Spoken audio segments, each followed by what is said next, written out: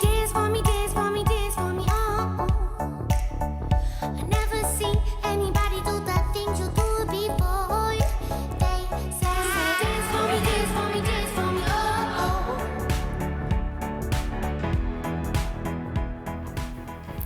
Bon matin sur France 3 Bretagne, bienvenue dans Vous êtes formidable. Ce matin, on embarque dans l'univers de Dominique Mollard, un artiste breton qui vit au rythme des percussions, d'ici ou d'ailleurs, un répertoire éclectique qui ne se fixe aucune frontière. Merci Dominique d'avoir été avec nous ce matin. Une trajectoire que vous avez suivie avec attention, Glenn Jégou, vous êtes le directeur artistique de Scudenbro Rosen, vous dirigez aussi le festival Yawank à Rennes.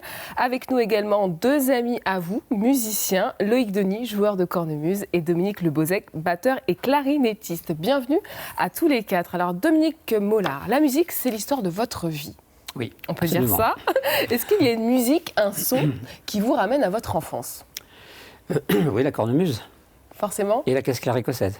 D'accord. C'est ce qui m'a fait bondir dans cette famille si grande en Bretagne. À 11 ans, vous allez justement avoir un coup de foudre avec la caisse claire écossaise.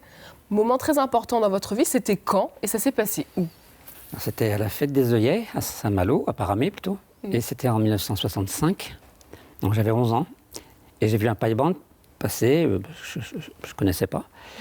Et j'ai vu la caisse claire écossaise, ce tambour écossais, ça m'a remué, enfin j'ai découvert. Et à partir de là, c'est ça qui m'a fait mettre un pied dans la musique ? Oui, absolument, et dans le rythme, dans tous les instruments de percussion. Et c'est le cas de mon frère Patrick à la cornemuse aussi. Il y a eu le même coup de foudre. Donc vous avez vu passer un paille-bande. C'est quoi un paille-bande pour ceux qui ne connaissent pas ? C'est l'équivalent du bagad en Écosse. Il y a les cornemuses et les percussions. Alors que le bagad, c'est cornemuse, bombarde, percussion. Alors c'est ça qui va vous donner le goût de la musique. On vous voit justement sur ces images quand vous étiez enfant. Où est-ce que vous allez aller après avoir fait cette découverte qui va, entre guillemets, bouleverser votre vie ? Donc je suis allé au bagad de Saint-Malo, qui est en Rennes, puisqu'il n'y avait pas de paille-bande à Saint-Malo. Et nos parents ont eu l'idée géniale de nous inscrire au bagad de Saint-Malo, où on a pris la bombarde, alors qu'on n'avait pas envie de bombarde, mais on a pris le pipeau, voilà.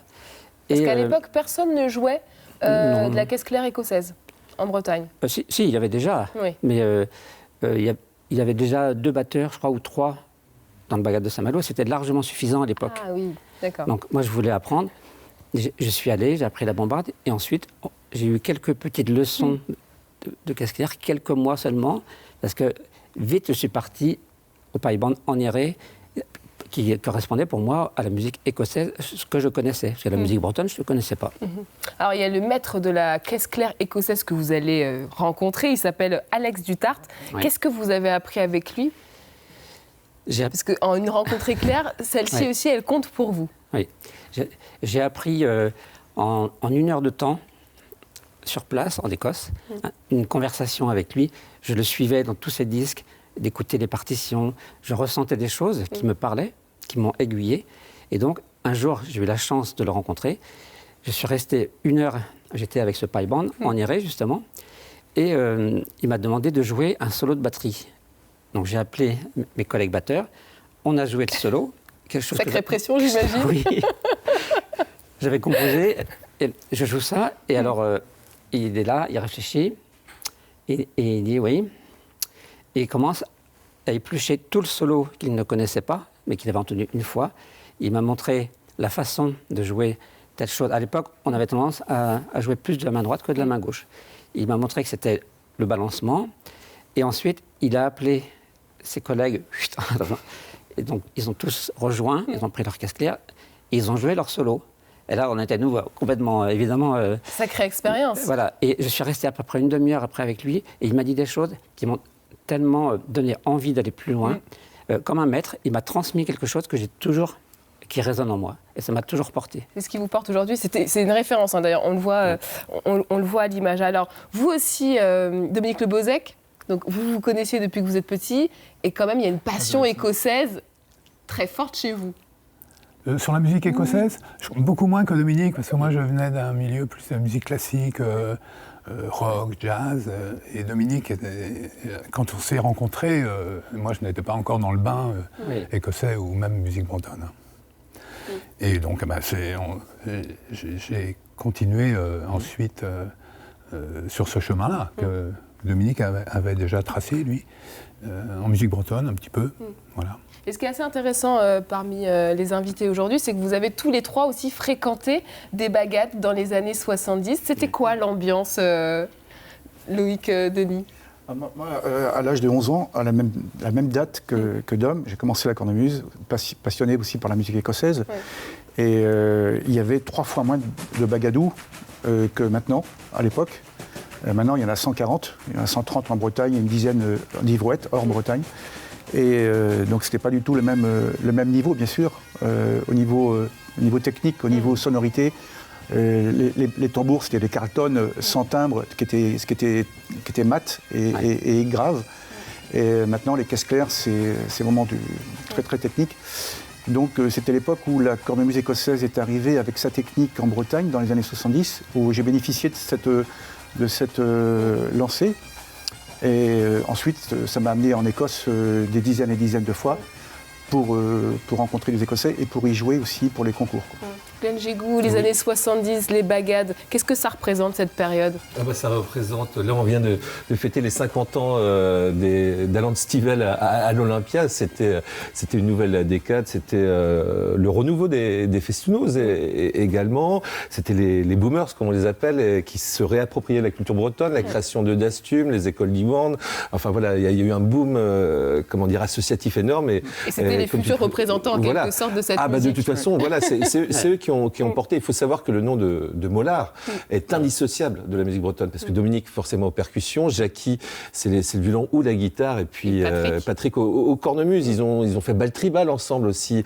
Il y a plein d'histoires de groupes. Voilà. De toute façon, c'est un gage de qualité. Lorsqu'on voit ce nom dans la musique bretonne, on peut savoir de toute façon que ça sur les multitudes de groupes que vous avez traversés en 50 ans de carrière. Mais d'abord, on va prendre la direction de Saint-Malo, la ville qui vous a vu grandir. L'histoire de votre vie, vous avez choisi de l'écrire dans un livre qui s'appelle Armes au rythme des bouts du monde.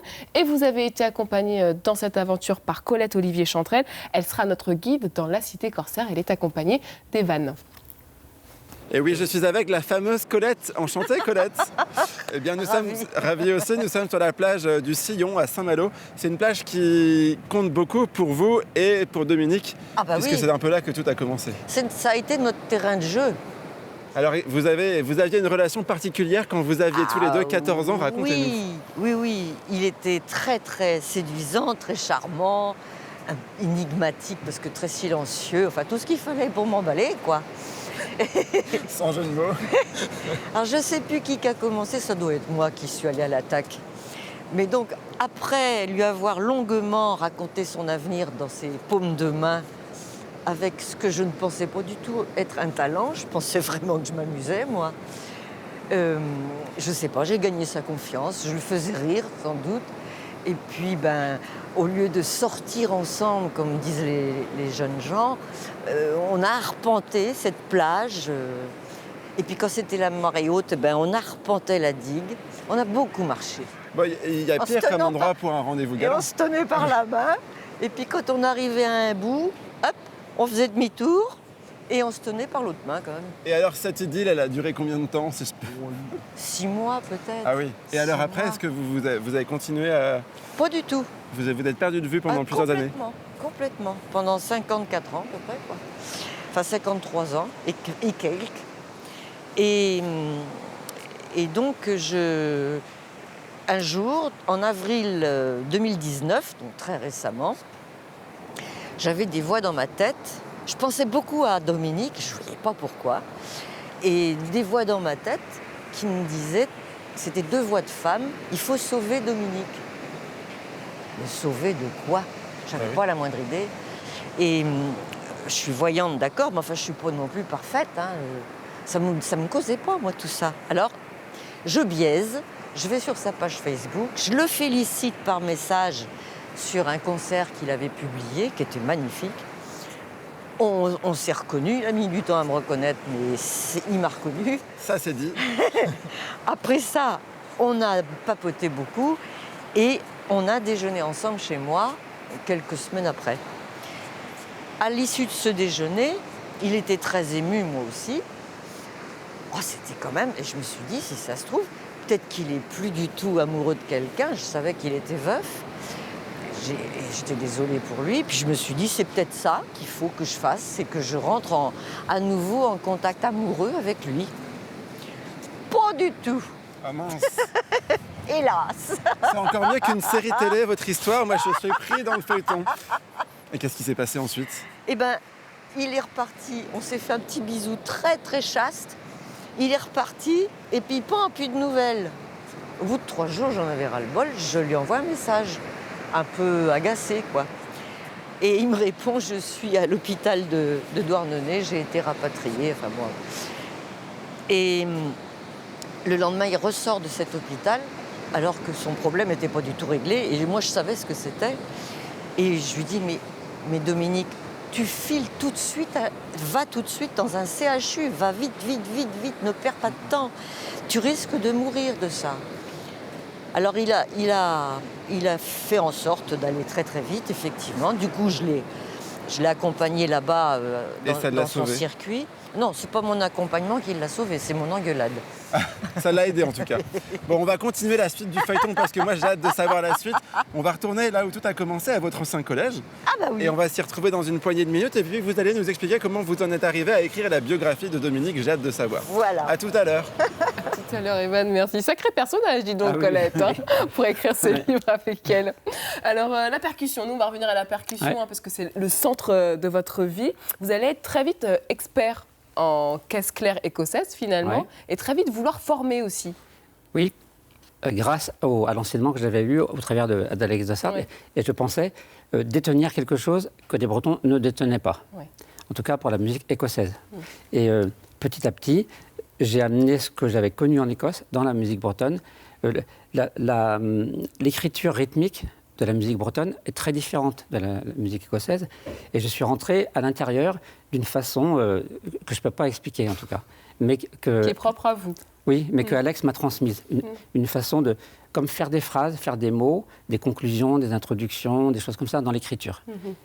Et les instruments à percussion vont aussi très vite vous emmener vers d'autres contrées du monde. Oui. Jusqu'où ça vous a mené Parce que très tôt, je me suis aperçu qu'il n'y avait pas d'instrument typiquement breton de percussion, Ouais. contrairement aux autres pays qui ont la chance d'en enseigner Une plein. multitude, oui. Et à ce moment-là, je me suis dit, il faut fabriquer, oui, pourquoi pas, un instrument breton, mais avoir une écriture bretonne de la musique bretonne qui n'a rien à voir avec la musique écossaise. Ça me semblait logique par rapport à la danse, aux pas de danse. Et dans le livre que j'ai écrit, j'en parle beaucoup d'ailleurs sur la façon d'écrire, en tenant compte des gestes, de l'amplitude du geste, de la matière de l'instrument, le bois, le métal, la résonance. C'est lié à beaucoup de choses techniques. Et justement, Voilà. pour vous, l'instrument, il raconte une histoire. Oui. Qu'est-ce que ça raconte, un En fait, instrument tout instrument de percussion a un langage, déjà, Ouais. à la base. Et donc, il raconte des choses grâce à son dans le À sa matériau dans lequel il est matière, fait. peut-être, Oui. ouais. Donc, la résonance, le son aigu, grave, plein d'éléments qui donnent une place, qui lui donnent une place dans le paysage musical. Et ce que vous apprend aussi les instruments, c'est la culture des pays où vous vous rendez. Par exemple, sur cette photo, vous êtes en Inde. Oui. Racontez-nous un petit peu ce qui vous a marqué dans ce voyage. Je suis allé faire un stage de musique en Inde pendant 1 mois. Et j'avais déjà commencé à jouer des tablas indiens grâce à un tabliste indien de Calcutta. Et donc, je suis allé apprendre la kanjira en Inde du Sud. Là, c'est un petit tambourin en peau de serpent ou de lézard. Et donc, j'ai fait ça, ce sont mes professeurs. Ouais. Et pendant ce stage-là, ils avaient un concert de prévu. Ils m'ont demandé de les accompagner dans ce concert-là. J'avais très peur parce que c'était chez des Indiens, avec des Indiens quand même. Et voilà, j'ai Ils sont participé à ce experts en concert. la matière, pour Ouais. le coup, donc c'est assez impressionnant. Ouais. Pour moi, c'était une acceptation de ce que je savais faire. Glenn Djegou, peut-être, est-ce qu'ils sont nombreux aujourd'hui les artistes bretons qui jouent de la percussion à l'image de Dominique Mollard dans des choses peut-être peu communes? Justement, il y a beaucoup d'héritiers à Dominique. Moi, je pense à Dominique, il y en a un autre, à Hopi, voilà, ils étaient deux. Et puis, ils ont transmis énormément, justement, aux groupes qui ont maintenant des rythmiques de plus en plus importantes en percussion, batterie. Moi, je dirais que Dominique, justement, est un magicien des percussions parce qu'il ne s'est pas arrêté simplement voilà, à la caisse claire. Et on le verra tout à l'heure, mais voilà, dès qu'il y a quelque chose qui provoque une percussion, Dominique peut l'utiliser comme instrument. Moi, je me souviens, lors de Yawank, au début des années 2000, avec Stock and Dance, c'était un orchestre de percussion, mais pour faire danser. C'était un groupe de fest-noz, mais en orchestre de percussion, ce qui était relativement formidable. Et justement, combien d'instruments à percussion vous avez testé, approuvé, abandonné tout au long de votre carrière? Je pense que chez moi, je dois en avoir à peu près 70 ou 80. Parce qu'il y a des petits aussi que je ne trouve plus. Oui. Mais voilà, il y en a d'autres qui ont disparu, je ne sais pas comment, mais ça n'a pas de fin, hélas. Ça n'a pas de fin. Et justement, ce matin, vous nous avez apporté deux instruments qu'on va aller voir justement. C'est un peu les derniers instruments que vous avez découverts, si on peut dire. Oui, c'est les plus récents. D'accord. Voilà. Alors, le premier, qu'est-ce que c'est? Il s'agit du hang. Ça s'écrit H-A-N-G. Oui. Et donc, c'est un instrument qui a été inventé en 2001. Donc, assez récent, finalement? Oui, très récent. Par Félix Ronner et Sabina Scherer, un couple qui vit à Berne, qui a créé cet instrument, qui est devenu très populaire depuis, où d'autres fabricants ont copié la fabrication, le son, etc. Et il s'agit donc d'un instrument mélodique. À percussion, évidemment. Voilà, et rythmique. Donc on va voir ce que ça donne. Et c'est l'instrument qui m'a amené à l'harmonie, moi qui venais du rythme. D'accord. Voilà.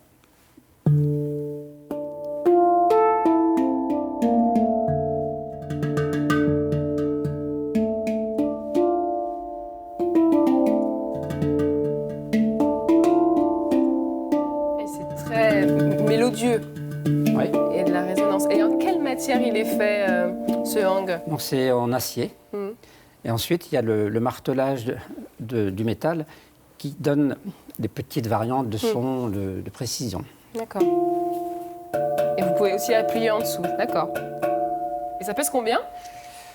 Quelques kilos, je n'ai jamais trop vérifié, mais bon, on le sent dans le dos quand on le porte en sac à dos. On va s'intéresser au voisin qui a l'air plus fragile. Alors lui, il vient d'Allemagne, il est encore plus récent que le hang. Alors celui-ci, il vient d'Allemagne, il est fait par un inventeur d'instruments qui s'appelle Jochen Fassbender. D'accord. Et cet instrument est un quartz tube chimes. D'accord. C'est-à-dire qu'il donne donc accès à la mélodie, comme le hang.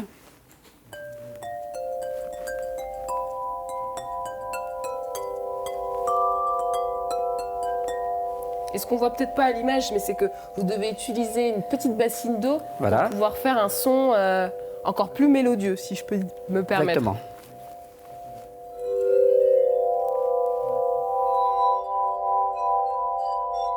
Ah oui, il y a plus de réverb dans cet instrument.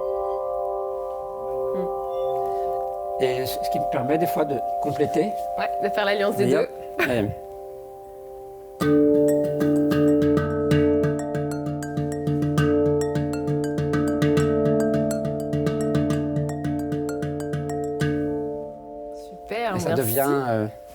Ça devient une harmonie très musicale. Vous les mariez tous ensemble. Ouais.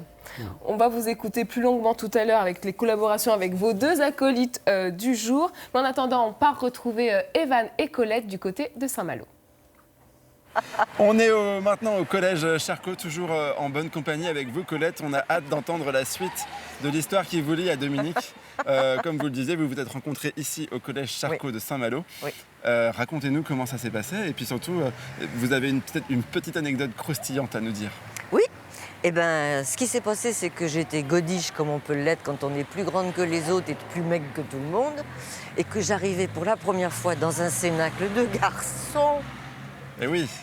Et puis je sentais que j'étais absolument pas, mais à l'unisson des autres filles. Elles étaient très coquettes, très féminines, etc. Bon, moi, ça me branchait pas trop.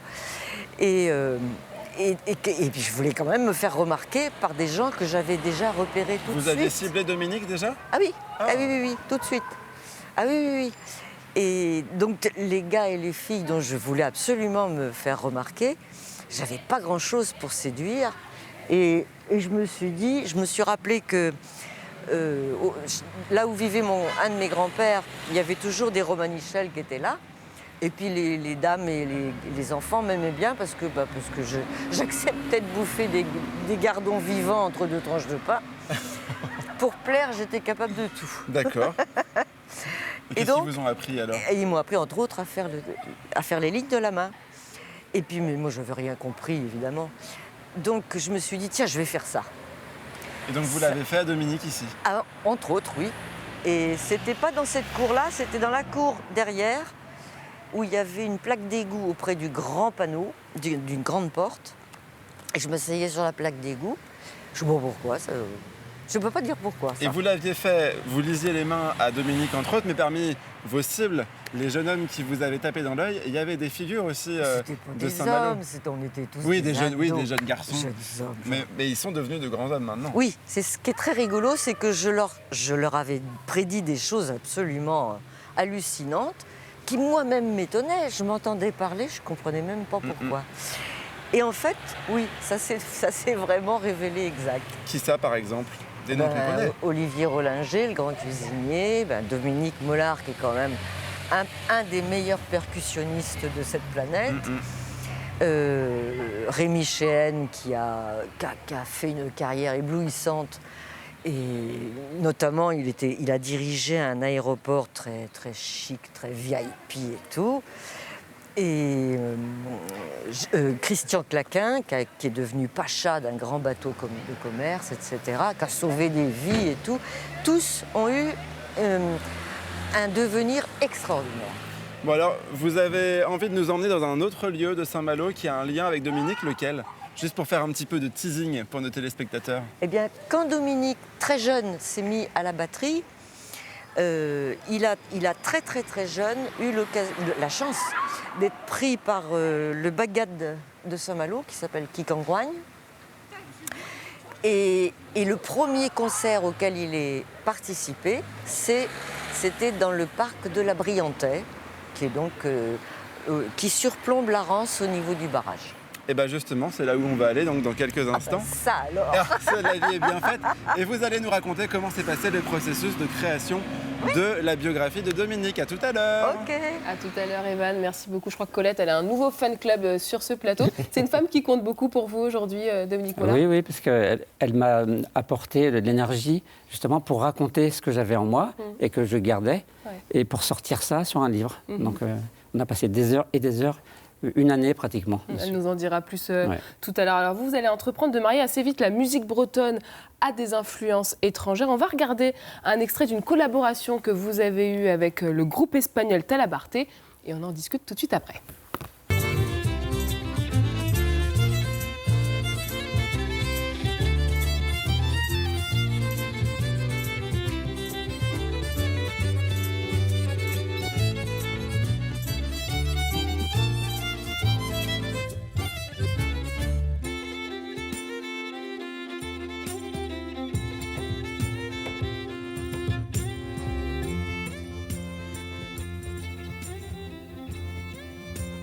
Voilà pour cet extrait. Quand on voit ce type de collaboration, est-ce que c'est facile de trouver sa place quand on navigue dans des univers qui sont différents? Comment on arrive à que la mayonnaise prenne, comme on dit? En fait, moi-même, j'ai été surpris, parce que ce groupe Talabarte, on ne se connaissait pas. Enfin, eux me connaissaient, je ne les connaissais pas. Ils m'ont appelé et ils m'ont demandé, est-ce que tu serais d'accord, disponible pour venir jouer avec nous au festival de Glasgow Celtic Connection. J'étais un petit peu... surpris. J'ai cru que c'était une blague, hein, quelque part. Ouais. Et je me suis dit, bon, je vais me renseigner un petit peu. Et eux me connaissaient bien. Alors, je me suis dit, ils ont des têtes, je fais confiance, vraiment. Et je ne connaissais pas leur musique. J'ai dit oui. Et je suis allé en Galice faire 2 jours de répétition. Je suis rentré à Douarnenez. Et le surlendemain, je suis allé à Glasgow pour les rejoindre. Et ça donne ça, à la fin. Oui, et suite à ça, j'ai fait c'est exceptionnel quand même. Plusieurs concerts depuis, même un à Lorient, il y a 2-3 ans, je ne sais plus, au dernier festival. Et donc, on a fait ce concert. Et des gens, pour moi, c'est comme si c'était des Bretons d'ici. Ce sont les mêmes, enfin, en tant que personne. Loïc Denis, qu'est-ce qui est le plus surprenant pour vous dans la trajectoire de Dominique Mollard? Alors déjà, il y a un nombre incalculable de groupes avec lesquels vous avez travaillé. Je crois qu'on en est à 70. Ça, c'est quand même peu courant. Hein. Je pense que tout le monde est d'accord ici. Mais qu'est-ce qui fait la force de son parcours? Je pense qu'il a beaucoup d'instinct et de créativité et surtout de sensibilité. Cette sensibilité, c'est toujours cette recherche. Il a une addiction terrible. C'est-à-dire qu'il est amoureux du son, il est amoureux de l'épaisseur du son, de l'extension et des respirations. Et donc, dans la mélodie et dans la rythmique, tout ça avec une sensibilité harmonique très pointue. Et toute cette sensibilité qui met en œuvre pour jouer avec n'importe quel musicien à travers le monde. Parce que la musique est du monde entier et elle suscite l'émotion. La musique, c'est pour créer de l'émotion. Et cette émotion, puisqu'on a suivi le parcours de Dom, qui est devenu le maître en la matière, et cette émotion, on l'a ressentie au fur et à mesure de son parcours. Et il s'est construit, il s'est bonifié au fur et à mesure des années.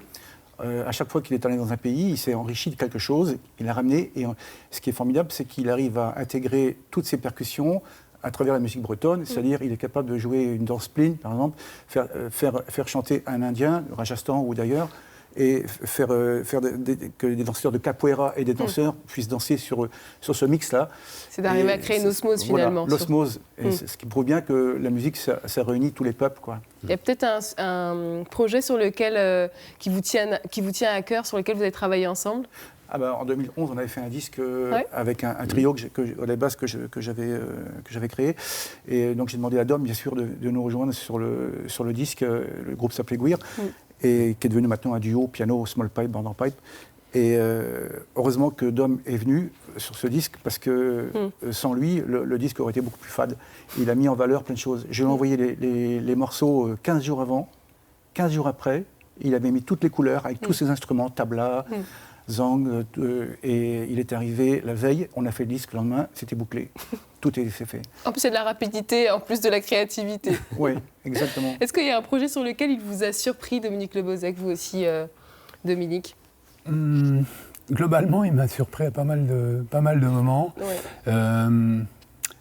On a travaillé sur un projet ensemble, c'était le bal tribal des frères Mollard. Dom était le percussionniste, moi j'étais le batteur. Parce que moi, je ne suis pas vraiment percussionniste. La batterie, c'est un instrument de percussion, mais... c'est à part, quand même. Oui, c'est un instrument qu'on travaille à part. C'est difficile de faire les deux. Et on a passé des bons moments avec cette formation-là. Et, ça rappelle de bons souvenirs, là, je vous vois sourire. Dominique jouait les tablas, surtout. Ouais. Et on avait quelques duos, même, je pense, ensemble. On avait un duo ensemble, d'ailleurs, où on avait joué à une vitesse... phénoménal. Je ne sais pas comment on a fait pour arriver au bout. Et oui. Mais bon, ça tenait. Vous vouliez ajouter quelque chose, Denis ? Concernant l'implication de Dom dans les bagadous, donc les orchestres bretons à base de musique traditionnelle, je pense qu'il a vraiment apporté une plus-value depuis maintenant 20 ans. Et donc il a accompagné le Bagad Cap-Caval pendant 7 ans. J'ai joué avec lui au Bagad de Montbriac où il a apporté par exemple des angklong. C'est des lames de bambou qui servent à rythmer dans des tonalités différentes. Et tous ces instruments et ces rythmiques parfois à contretemps, parfois... donc tout ça, ça a enrichi en fait la musique d'orchestre Bagad, quoi. Et c'est cette intelligence-là qu'il a apportée au Bagad. Loïc Denis parle de Dominique Mollard qui a fait bouger les choses depuis 20 ans. Vous, il y a 20 ans, vous l'avez invité au festival Yaouank. Vous aviez déjà vu le potentiel qui était en route? Oh oui, mais il existait déjà, Dominique Mollard. Voilà, ça fait des dizaines d'années depuis le travail au niveau de Kikongrong. Comme tu disais, avec les bagadous sont des écoles de musique aussi, c'est la transmission. Il faut savoir que Dominique continue à transmettre à des dizaines, à des centaines de jeunes percussionnistes au travers de la Bretagne. Et puis il y avait cette proposition stock en danse de grand orchestre orchestre justement de percussion pour faire danser. Donc le projet était très intéressant, avec la voix également, la voix d'Olivier Leroy. Et il faut voir une chose, c'est que Dominique Mollard aime accompagner les voix. Cet instrument, le hang, il y a eu le groupe Hanga Discorde également, la rencontre entre un couple de chanteuses de corne à discorde traditionnelle et cet instrument. Je pense aussi à le travail avec Kalinka qui vient de l'Est. Voilà. Et c'est voilà. Et là, avec Olivier Leroy, c'était à Yawang, c'était tout près d'ici, des studios de France 3 Bretagne, dans cette salle du Liberté. Et voilà, c'était une très belle rencontre. Il vous arrive quand même d'être solo parfois, Dominique Mollard. On va regarder cet extrait de ce morceau des ailes de papillon.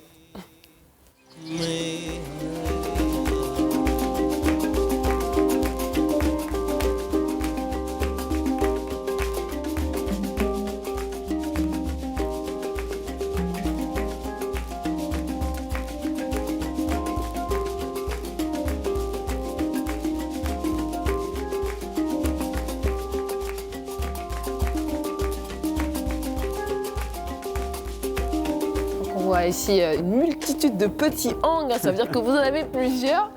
Quand vous jouez comme ça tout seul, vous avez toujours envie de performer? Oui, Ouais. oui. Vraiment, une création, pour moi, c'est quelque chose que je la vis longtemps avant, Ouais. d'après le lieu, parce que c'est un partage entre le lieu et l'instrument. Donc, il y a une émotion terrible. Donc, Et en plus, là, vous tournez dans une abbaye. oui, l'abbaye de Landévenac, un endroit magique aussi. Allez, on part faire un dernier saut du côté de Saint-Malo où nous attendent Evan et Colette. Et oui, c'est déjà bientôt la fin de notre périple à Saint-Malo avec Colette qui nous raconte votre histoire, Dominique, puisque Colette, vous avez écrit la biographie de Dominique. Et si nous sommes au parc de la Briantais, c'est parce que ce lieu a vraiment marqué la carrière de Dominique. Ah bah c'était le tout début. C'était le tout début. Il a pour la première fois joué d'un instrument au sein du bagad de Saint-Malo, le bagad Quicancoigne. Et il était fier comme Artaban, hein, il était fier. Il avait quel âge? Ben, je crois 13 ans et demi, quelque chose comme Ah ça, oui. oui. Alors, comme il est pas de grande taille, alors il avait quand même tout le petit costume, le pantalon bleu marine, la vareuse et tout, et une galette sur la tête, un béret sur la tête très plat, très large. Ça faisait un peu champignon, mais lui, il était fier, hein, il était Et vous content. étiez là aussi? Ah non. Ah non, ça donc il vous l'a Non. raconté. Oui. Parce que évidemment, pour écrire sa biographie, c'est mieux de livrer sa vie à son auteur. Oui. Racontez-nous comment d'ailleurs ça s'est passé le processus d'écriture et de création. Ben, on a repris donc contact, comme je vous l'avais expliqué. Et puis, ben, un jour où on était au restaurant, je crois, oui, au restaurant à Cancale, il m'a parlé de son souhait de faire sa biographie, etc. Et moi, ça me paraissait être une excellente idée, parce qu'il a eu une vie tellement hors norme, et une façon de vivre encore plus hors norme. Et je lui dis, ben, qu'est-ce que t'attends pour le faire? Ah, il me dit, bah écoute, je vais pas. Je lui dis, mais je sais que tu écris très bien. Il me dit, oui, mais pas longtemps. Alors, s'il y en a pour 300 et quelques pages, je peux pas suivre. Donc, je lui ai expliqué rapidement que j'étais rédactrice pour des auteurs, etc. Oui, c'était pas votre premier ouvrage. Non, pas du tout. Et quand je lui ai dit que j'en avais écrit 34 ou quelque chose comme ça, et puis qu'il n'y avait pas eu de plainte, il m'a dit, bah, je te fais confiance, je te confie le bébé. Et donc ça a pris combien de temps au 1 total? an et demi. À raison de combien de rencontres? Ben, pratiquement une par mois, quelquefois plus, en fonction de ses disponibilités. Il venait à la maison, chez moi, et puis ben, il avait sa chambre, son petit beaux-arts, ses petits chaussons et tout. Pour qu'il se sente bien, pour pouvoir se livrer. Et ça, comment vous preniez des notes? Vous aviez... Là, j'avais un enregistreur, Ah oui. un petit machin Philips, là, un petit truc, et puis je le posais partout, dès le petit déjeuner. Parce que Dominique est un garçon exceptionnel, mais absolument inapte en matière de chronologie. On va tout savoir, Dominique. Voilà. Bon, Il m'en voudra pas, il sait très bien que Oui. c'est vrai. alors, il nous reste pas beaucoup de temps. J'aimerais aussi qu'on parle de ce que vous faites à côté. Oui. Vous nous disiez tout à l'heure, vous aviez un don pour la voyance, donc vous recevez des gens ici à Saint-Malo. Et vous avez aussi écrit des livres, Oui. pas des biographies. Non, 2 livres pour moi, enfin sur mon compte. Donc le premier qui était très précis, j'avais vraiment une ambition, c'était de démythifier, de démystifier ce rôle de voyant, de devin, etc. Est-ce que je me sens pas divine du tout? Et donc j'ai mis un titre qui était plutôt déconnant, quoi. La voyance, ça s'attrape comment? Réponse, à grands coups de pied, occulte. Le jeu de mots est bien trouvé. Mais c'était surtout la vérité. Ah, bah, en tout cas, Voilà. ça donne envie de lire le livre et d'en savoir plus. C'est déjà fini, mais c'est dommage. Moi, j'aurais bien passé toute la journée avec vous.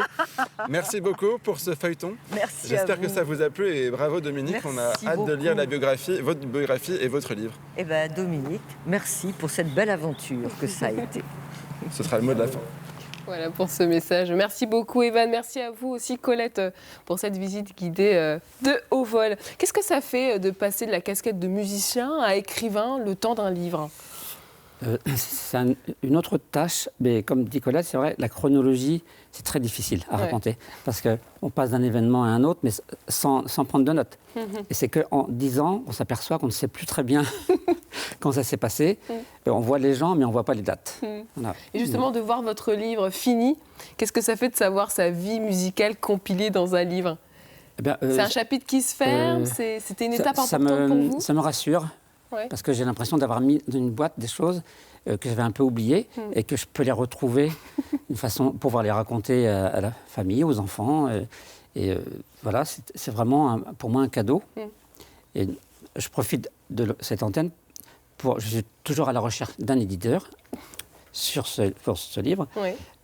Il y a plusieurs demandes de fait, j'attends les réponses, mais c'est toujours en attente. Avis aux amateurs et d'un éditeurs qui nous regardent. Voilà.